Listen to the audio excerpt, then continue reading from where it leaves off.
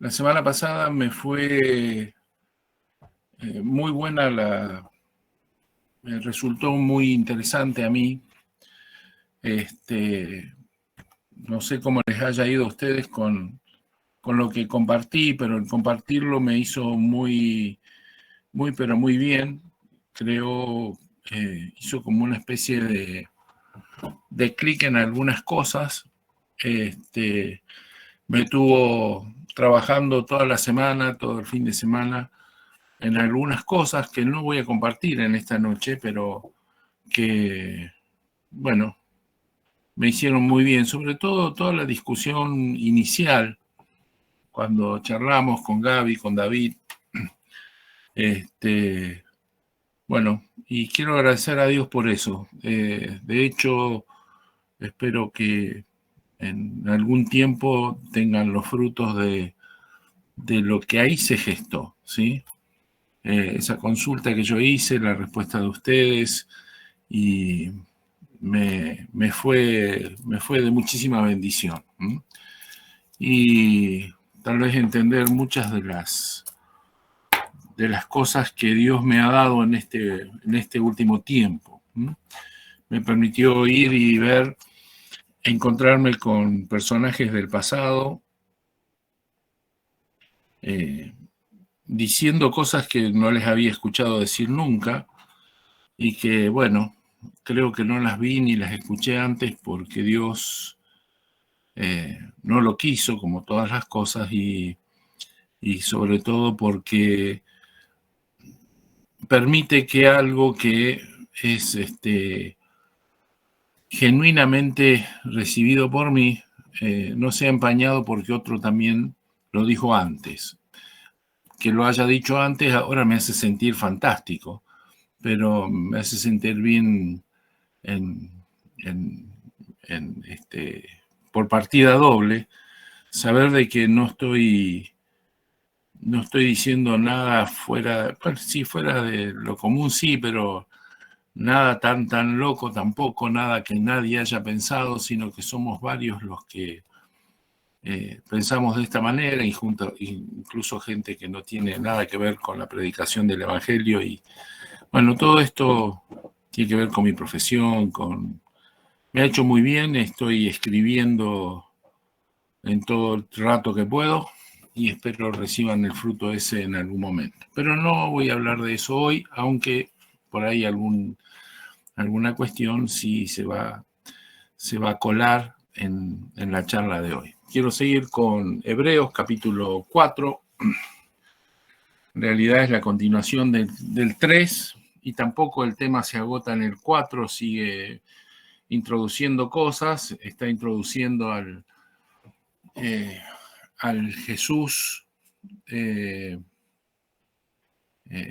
sumo sacerdote, el apóstol sumo sacerdote, y bueno, quiero que hablemos un poquito sobre eso. Pero hoy nos vamos a dedicar más que nada a hablar nuevamente del reposo de Dios.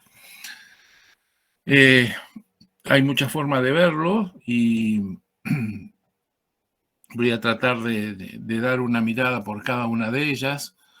Y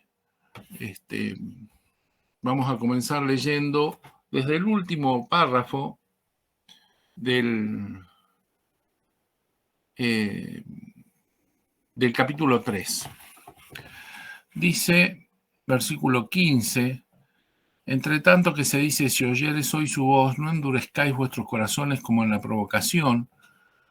¿Quiénes fueron los que habiendo oído le provocaron? ¿No fueron todos los que salieron de Egipto por mano de Moisés? ¿Y con quiénes estuvo él disgustado 40 años? ¿No fue con los que pecaron, cuyos cuerpos cayeron en el desierto? ¿Y a quienes juró que no entrarían en su reposo, sino aquellos que desobedecieron? Perdón. Y vemos que no pudieron entrar a causa de incredulidad. La primera cosa que veo en este pasaje es cómo el escritor junta dos conceptos el de incredulidad con el de desobediencia.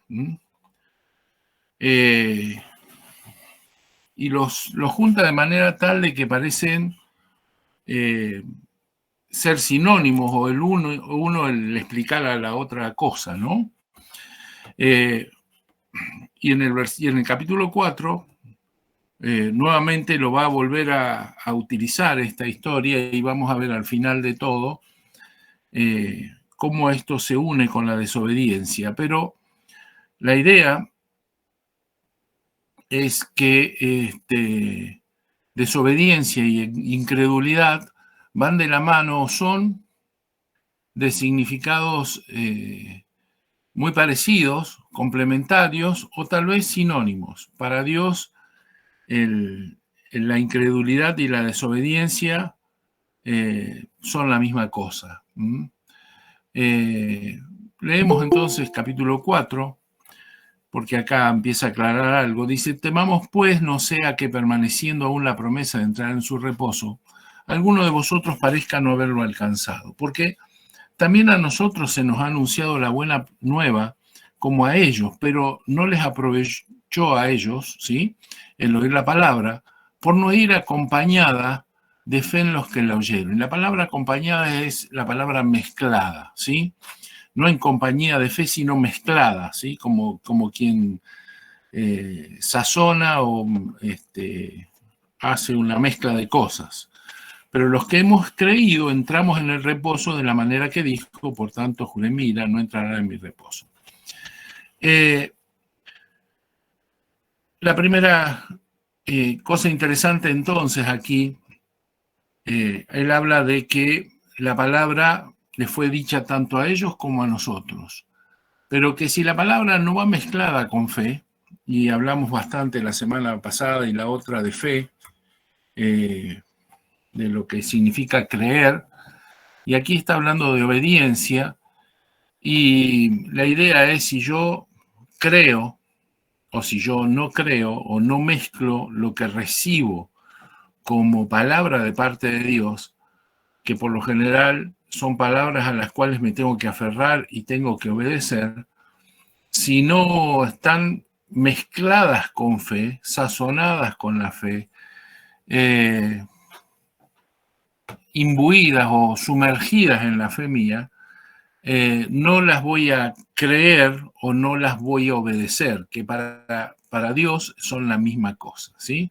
Dice: se les predicó la buena nueva, pero no le pudieron sacar provecho. Y no le pudieron sacar provecho porque no la mezclaron con fe. O sea, estaban en medio de toda una corroboración de cosas, porque ninguno de nosotros ha visto lo que ellos vieron. Ellos vieron las plagas, ellos vieron el mar abierto, ellos cruzaron, ellos vieron cómo Dios deshizo prácticamente al ejército de Faraón, y así todo se volvieron a los ídolos y se volvieron al lugar de donde estaban, de donde habían salido, porque ellos no pueden haber inventado ídolos en el desierto. Evidentemente, ellos, déjenme decir, coqueteaban de alguna manera con los ídolos egipcios, ¿sí? Porque, bueno, a la primera de cambio dijeron: estos son los que este es el que nos sacó, hicieron un becerro, y este es el Dios que nos sacó. Necesitaban ver, y justamente cuando Hebreos explique lo que es la fe, dice es la convicción de lo que no se ve, ¿sí? Y ellos necesitaron ver porque justamente la fe no les permitió ver lo que no se veía, ¿sí? Aunque tenían ante sus ojos una cosa terrible, ¿sí? Dice: no les aprovechó, no les hizo provecho, no le pudieron sacar ventaja, no le sacaron ganancia, es la idea, porque no la tenían mezclada con fe. O sea, lo que oyeron no lo mezclaron con fe. Ese es el preámbulo de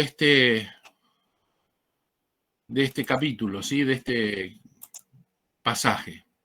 Pero ahora me quiero volver un poco más a hablar sobre el reposo de Dios, y se me mezclan unas cuantas cosas unos cuantos significados. Hay uno que no lo puse, que me resulta ser tal vez el más atractivo de todos, y es pero necesito algo más para desarrollarlo, o tal vez lleguemos al final del libro concluyendo eso, de que el reposo de Dios somos nosotros mismos, la iglesia como reposo de Dios. Pero lo vamos a dejar ahí en stand-by y vamos a ir a tratar de descifrar un poco o un poquito más, adentrarnos un poco más en esto de entrar en su reposo. En primer lugar, esta expresión viene del Salmo 95 y la palabra que se usa ahí no es ni parecida a Shabbat, ¿sí? Por si a alguien se le cruza pensar que el reposo y el Shabbat estaban unidos, vienen unidos por otra cosa, porque aquí el escritor los va a unir en el día de la creación, en los días de la creación, en el séptimo día que descansa, pero no usa la palabra sábado en ningún momento y usa una palabra que es menujot, que significa el lugar de donde uno reposa, donde alguien reposa, ¿sí? Por eso continuamente la expresión que Dios utiliza es no entrarán en mi reposo, porque a lo que se está refiriendo tanto en el hebreo como en el griego que usa en Hebreos 3 y 4, que tampoco es sábado, y la palabra sábado estaba, el sábado estaba, es el descanso o propiamente el lugar de descanso, una habitación de descanso, un lugar donde descansar, ¿sí?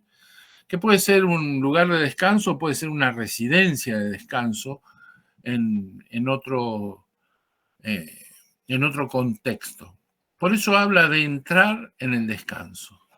Las otras dos acepciones que se pueden inferir de estos pasajes que tenemos aquí, una es el descanso a partir de la paz, y de la paz para con Dios, ¿sí? Dejar de estar en litigio, en guerra con Él. Desde el primer momento en que Dios echa a Adán y Eva de su presencia en el Edén, el hombre empieza una batalla con Dios, un litigio con Dios, ¿sí? Alentado, asusado por el enemigo, lo que sea, pero el pecado mete una enemistad entre Dios y el hombre que viene a resolverse con la venida de Cristo y en la persona y en el sacrificio de Cristo. Tanto para los del Antiguo como para los del Nuevo Testamento. Unos porque creyeron en el que iba a venir y nosotros porque creemos en el que ya vino. Pero la misma salvación. La primera cosa, entonces, el primer concepto fuerte que para mí hay en este reposar de Dios es reposar de un litigio, descansar de un litigio, ¿sí? La segunda cosa tiene que ver con el lugar de la tierra prometida. En este pasaje, desde el capítulo 13 en adelante, desde el primer momento, la tierra prometida como el lugar de reposo es la figura central en ese sentido, ¿sí? No entrarán en mi reposo, no llegarán a la tierra prometida. Dice, no pudieron entrar y se quedaron en el desierto, esto es clarísimo. Y la tierra prometida como el lugar de nuestro propósito y del propósito también de Dios. Este reposo al cual Dios nos quiere hacer entrar no solo es un lugar, sino también el fin de un deambular en la figura del pueblo de Israel, de un deambular en el desierto, con todo el significado que esta figura puede tener para nosotros, ¿sí? Con el cruce del Jordán y el llegar al lugar prometido donde descansar, donde fluiría leche y miel. Esto de acabar un litigio y entrar en el propósito, en el lugar donde que Dios nos ha prometido, que es el lugar de nuestra realización como tal, ¿sí? Tiene que ver, o es, este reposo del cual Dios está hablando. Pero esto tiene un un comienzo en la creación. Y me gustaría también charlar un poquito acerca de este reposo en la creación. Y esto es un algo que los rabinos recalcan, ¿sí? No es algo que yo haya visto, sino que ellos recalcan permanentemente en esto del día de reposo, es que a medida que Dios fue creando, iba terminando un día y decía, y fue la tarde y la mañana de un día, fue la tarde y la mañana del día segundo, del día tercero, del día cuarto, del día quinto, el día sexto, pero cuando llega el día séptimo ya no se habla de que fue la tarde y la mañana del día séptimo, sino que ellos hablan del día de reposo de Dios, el séptimo día, como un día sin principio ni fin, o por lo menos un día sin fin, ¿sí? Un día donde Dios, bueno, acabó toda su obra y estaríamos en ese séptimo día de Dios que en principio no tendría por qué terminar. Ahora, a mí hay una serie de cosas que se me cruzan en estos días de creación de Dios y tiene que ver con esta forma en que Dios fue abordando cada uno de esos días. Más allá de poder explicar la creación y todo lo que yo veo en la sucesión de días, incluso hasta científicamente, lo que los hombres han visto y el Big Bang y toda esta historia de cosas, veo a Dios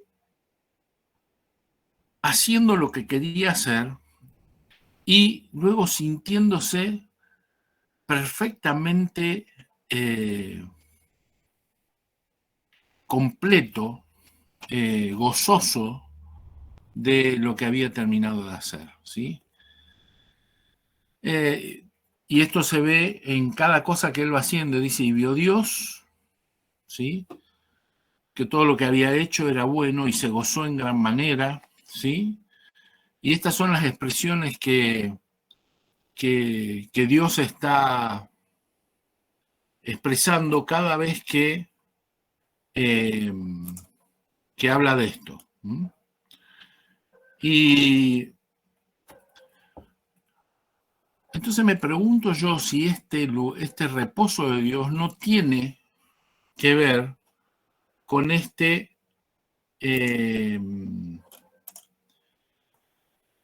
¿cómo es? Perdón, estaba tratando de abrir algo acá y me distraje. Con este gozo que Dios siente, ¿sí? Y entonces me fui al último día de la creación, al día sexto, a la creación del hombre y el hombre completo, ¿sí? Porque también me resuenan, ahí yo puse Génesis 1 y 2, y Mateo 25. Mateo 25 está la parábola de los talentos. Y a medida que los que recibieron los talentos van presentando lo que hicieron con los talentos, el Señor les va recompensando.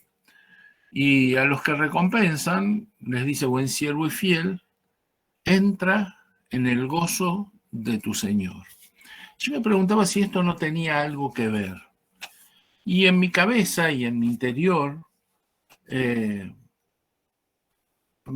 hay un sí gigante. Creo entender, o me gusta pensar, de que el reposo y el gozo de Dios, la satisfacción de haber logrado lo que quiere, de la tarea cumplida, del éxito de la tarea cumplida, es esto a donde Dios nos está llamando a entrar, ¿sí? A un lugar al que se entra cuando está todo hecho. A un lugar donde se entra para descansar y gozarse. Un lugar donde se entra con la tarea cumplida, con el propósito alcanzado. Y esto en la creación del hombre siempre me llamó la atención, porque dice Dios, hagamos al hombre a nuestra imagen y semejanza. Y entonces dice, creó Dios al hombre a su imagen y semejanza, y hay prácticamente dos puntos que no están en el original, no había ni coma, así que no había dos puntos, pero en el texto nuestro hay un punto y coma, y aclara, y varón y hembra los creó. Siempre me llamó la atención, ¿por qué dice Dios que va a crear al hombre su imagen y semejanza? Y luego aclara que los hizo varón y hembra. Y entonces mi pregunta es, ¿por qué usa esta idea? Y cómo lo puedo entender en un Dios que no parece ser ni femenino ni masculino. O, en parte, o si quieren verlo, tanto femenino como masculino, ¿sí? Nos es común pensar en un dios femenino, porque se nos cruza que las diosas y qué sé yo. Sin embargo, Dios en muchas de sus figuras, o en varias veces en su figura, usa figuras de una madre y no de simple padre, por ejemplo, amamantando. Y no estoy diciendo que Dios sea mujer ni que sea varón, Dios es Dios, ¿sí? Ni una cosa ni la otra, no quiero crear un conflicto, pero tiene, porque en la imagen de Dios, el hombre es el hombre varón hembra, y no una hermafrodita, sino el hombre complemento, hombre mujer. No es posible el gozo, no hay posible la completitud, no es posible el éxito del hombre soltero. A pesar de que he escuchado a grandes maestros y predicadores o famosos o reconocidos decir que el hombre fue creado soltero, nunca lo pude entender. El hombre no fue creado, tampoco fue creado casado, pero el hombre fue creado complemento de la mujer y la mujer complemento del hombre, y ambos siendo uno en este misterio que Dios tiene en su misma imagen y semejanza. Entonces, cuando hablamos de llegar al lugar de reposo y esta idea de Dios expresando a su máxima creación, el hombre como capaz, esto es lo que quiero decir, capaz de gozarse de la manera que Dios se goza, creo yo que el lugar del reposo de Dios es justamente el lugar o el momento del gran gozo de Dios. Esto que dice en la parábola, entra en el gozo de tu Señor, es una expresión similar a entra en el lugar reposo, del reposo de tu Dios. Yo creo que el lugar de reposo no solo es el lugar de descanso, el lugar de paz, el lugar de la tierra prometida, sino también el lugar del gozo, a la manera en que Dios se goza. Dios no se cansaba, sin embargo reposó, y en ese reposo se gozó de lo que había hecho. Yo creo que de esto se trata, el entrar en el reposo de Dios, porque luego el pasaje que estamos leyendo, ni bien termina de decir no entrará en mi reposo, aunque las obras suyas, dice, estaban acabadas desde la fundación del mundo. O sea, porque en cierto lugar dijo así del séptimo día, y reposó Dios de todas sus obras en el séptimo día. Y otra vez, aquí no entrarán en mi reposo. Por lo tanto, puesto que falta que algunos entren en él, y aquellos a quienes primero se les anunció la buena nueva no entraron por causa de la desobediencia, otra vez determina un día, hoy, diciendo, después de tanto tiempo, por medio de David, como se dijo, si oyeres hoy su voz, no endurezcáis vuestro corazón. Las obras estaban terminadas, sin embargo, faltaba o sea, Dios no dejó de trabajar, porque en el propósito original, Él crea al hombre como su máxima expresión, a imagen y semejanza, pero el hombre desarma eso, arruina eso, ¿sí? Esto se va a alcanzar en el segundo Adán. El primero Adán fue un no quiero usar la palabra fracaso, fue un problema, ¿sí? Fue un problema porque se metió el pecado y se arruinó, se desvió. Y de eso consiste la palabra pecado, quiere decir arruinar, sacarle el propósito, desviar del propósito, errar al blanco, ¿sí? El primer Adán no cumplió con lo que Dios quería, ¿sí? Pero Dios no se quedó con la tarea inconclusa ni con el propósito sin alcanzar, y lo va a lograr en Cristo. Desde el principio, desde el primer Adán hasta el segundo Adán, todo lo que Dios busca es expresarse completamente en un ser a su imagen y semejanza. Imagen y semejanza que está dada en el hombre varón-hembra, ¿sí? Que puede gozarse de la manera que él se goza. Y cuando el hombre lo alcanza, en este segundo Adán, ¿sí? Entra en su reposo. Ahora, dice entonces el Señor. Jesús aclara esto cuando dice que aunque sus obras estaban acabadas desde la fundación del mundo, dice Jesús en Juan capítulo 5, mi Padre, lo retan porque, o lo enfrentan porque estaba haciendo milagros en el día de reposo, en un sábado, dice mi Padre hasta ahora trabaja y yo trabajo. Entonces tenemos esta presentación acá, este desafío o esta propuesta de Dios de entrar al lugar cúlmine de lo que Él es y de lo que Él ha hecho, que es su reposo, ¿está? Que es su reposo. Y se presentan en el pasaje 4 advertencias. ¿Mm? 4 advertencias que quiero que vayamos viendo de a poco. La primera cosa que dice es, temamos, capítulo 4, versículo 1. 4 acciones. Temamos, procuremos, retengamos y acerquémonos, ¿sí? 4 acciones que ya no dependen de Dios, sino que dependen de nosotros.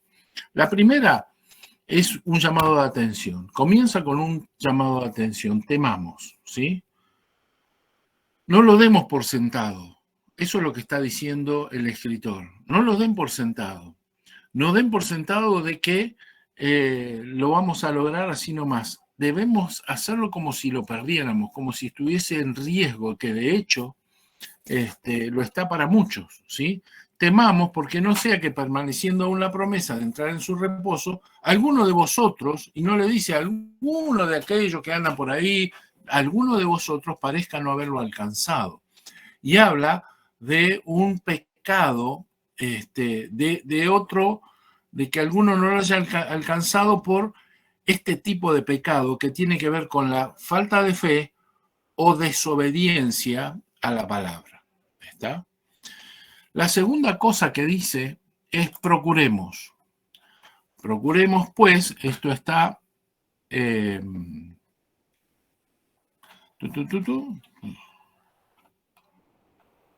Procuremos el versículo 11. Procuremos, pues, entrar en aquel reposo, para que ninguno caiga en semejante ejemplo de desobediencia. Esto es lo que les estaba diciendo. Para que ninguno, ¿sí?, entre en este tipo de desobediencia que nos está ilustrando aquí con el pueblo de Israel, ¿sí? Entremos, dice, procuremos, entonces, hagamos todo lo necesario para entrar y asegurarnos de que nos estamos metiendo en ese lugar. Y en este contexto de procurar entrar, aparece un versículo que lo hemos usado siempre fuera de contexto. Yo me animaría a decir que el 99% de las veces que se lo usa fuera de contexto. Y es que dice este versículo que dice, porque la palabra de Dios es viva y eficaz y más cortante que toda espada de 2 filos, y penetra hasta partir el alma y el espíritu, las coyunturas y los tuétanos, y discierne los pensamientos y las intenciones del corazón.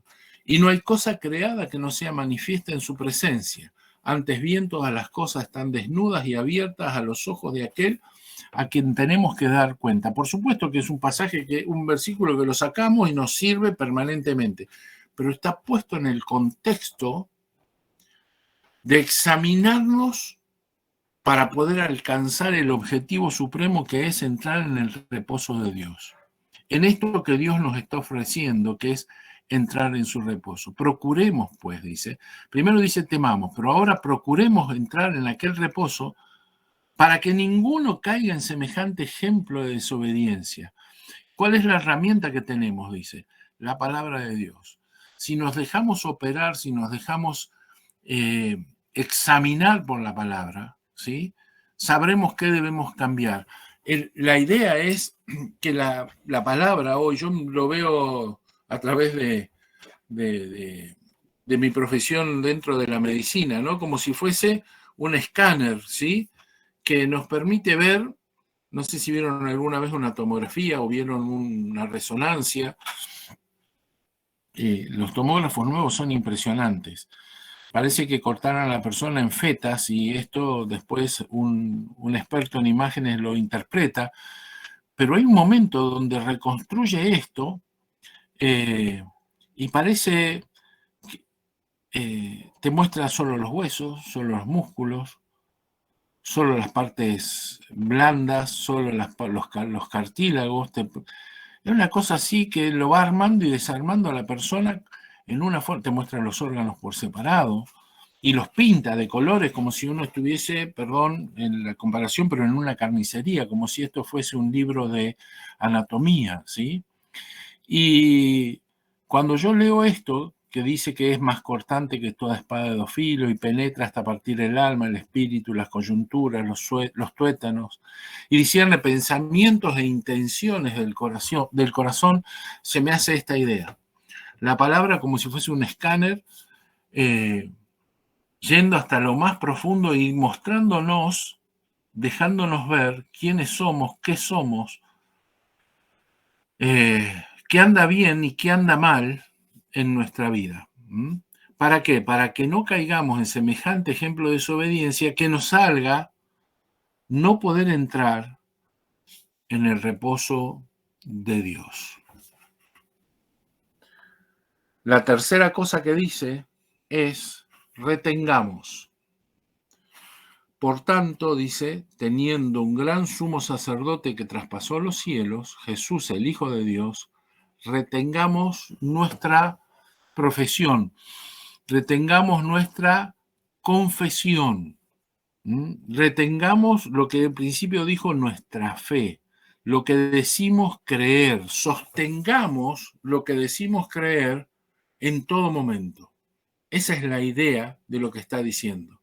Porque no tenemos un sumo sacerdote y empieza a meter la idea nuevamente, que ya ingresó al principio, pero a presentarnos un sumo sacerdote, porque ahora resulta que a la entrada de este lugar, que es el reposo de Dios, ¿sí?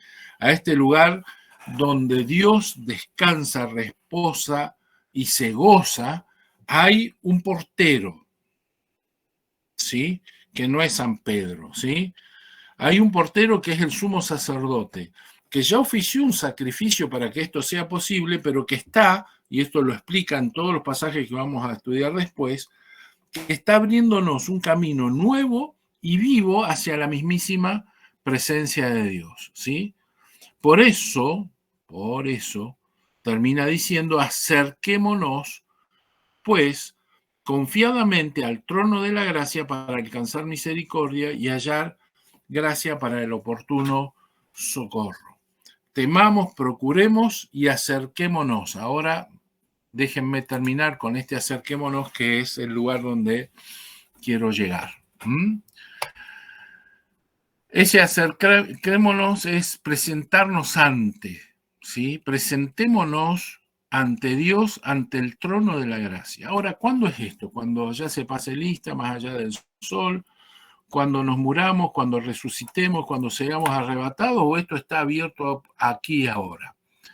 La idea es que esto está abierto aquí y ahora, ¿sí? De eso se trata la vida eterna. De esto se trata ingresar al lugar santísimo, al lugar del reposo de Dios, el presentarnos ante el trono de la gracia, ¿sí? A través de y siguiendo la invitación de Jesús. ¿Qué es para todos? Sí, pero no. Es para los escogidos. Hoy es para los escogidos. En la eternidad será para todos, pero hoy es para los escogidos. Ingresar a la eternidad de Dios hoy es solamente para los que sigan todo esto que estamos hablando aquí, que es el poder alcanzar esa invitación que nos está haciendo. Y para eso dice, y quiero llevarlos a 4 pasajes de Hebreos, 5 en realidad, que usa esta palabra, dice, acerquémonos pues confiadamente. Esto es con parresía, que es la palabra que se utiliza ahí. Y esa palabra es una palabra que se usa 4 veces en Hebreos, se usa muy poco en el resto del Nuevo Testamento. Lo tienen aquí en esta pantalla que les estoy compartiendo. Dice, se traduce confianza, se traduce libertad, pero en realidad la palabra es intrepidez u osadía. Dice Hebreos 3:5, y Moisés a la verdad fue fiel en toda la casa de Dios como siervo para testimonio de lo que se iba a decir, pero Cristo como hijo sobre su casa, la cual somos nosotros si retenemos firme hasta el fin la intrepidez, la osadía y el gloriarnos en la esperanza. Luego en el 4:16 dice, acerquémonos pues confiadamente, pero esto es con osadía, con intrepidez, al trono de la gracia para alcanzar misericordia. Luego en el capítulo 10 lo vuelve a usar 2 veces. Y es casi la explicación cabal de lo que está queriendo decir. Versículo 19 del capítulo 10 dice, así que hermanos, teniendo libertad, ¿sí? Teniendo la osadía para entrar en el lugar santísimo, esto de la confianza y la libertad pero es llevada al extremo de poder hacer lo que otros no harían por temor, ¿sí? Eso es un osado, un intrépido. Así que, hermanos, teniendo la intrepidez para entrar en el lugar santísimo por la sangre de Jesucristo, por el camino nuevo y vivo que Él nos abrió a través del velo, esto es de su carne, y teniendo un gran sumo sacerdote sobre la casa de Dios, acerquémonos, otra vez la palabra acercarse, presentémonos con corazón sincero, en plena certidumbre de fe, purificados los corazones de mala conciencia y lavados los cuerpos con agua pura, mantengamos firmes sin fluctuar. Bueno, esto necesita una retraducción. La profesión, otra vez la palabra profesión, la confesión de nuestra esperanza, porque fiel es el que prometió. Y considerémonos unos a otros para estimularnos al amor y a las buenas obras, no dejando de congregarnos como algunos tienen por costumbre, sino exhortándonos, y tanto más cuando ves que aquel día se acerca. Dice, tenemos la libertad, tenemos la osadía, o necesitamos, porque dice, teniendo la osadía para entrar en el lugar santísimo, no desaprovechemos este lugar, esta oportunidad. Hebreos 10:35 va a decirlo justamente, no perdáis pues vuestra osadía, vuestra libertad, vuestra confianza, ¿sí? Que tiene grande galardón, porque os es necesaria la paciencia para que, habiendo hecho la voluntad de Dios, obtengáis la promesa, porque aún un poquito y el que ha de venir vendrá, y no tardará, mas el justo vivirá por la fe.